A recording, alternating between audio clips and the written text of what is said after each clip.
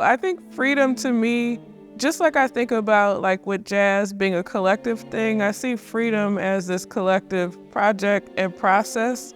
And I feel like to me, freedom is one of those goals, and when it's collective, it's just something that you're always, working towards. In my music, I'm always like going after that, like that idea of freedom, like what are sounds of freedom?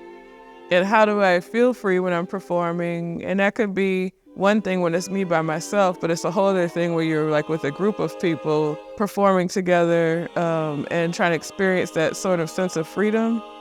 I enjoy also when I'm in the audience and I've written a piece for other musicians to just have some prompts of how to think about things and then just kind of like get to witness what it's like for musicians playing a score of mine that's prioritizing freedom.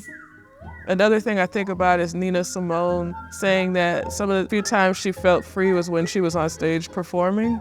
And I think about how for a lot of musicians, and I think a lot of Black musicians in history, like literally like when there was no freedom, like thinking about like time of slavery or something. If freedom wasn't fully an option, like in the world around them, it's still like you might have that thing you do like in your music or in your art or some sort of creative expression that can be like moments of freedom. And I love art for that and music, that we can find these moments of freedom, and it also helps to dream about there being this like idea of the world peace or like a collective freedom.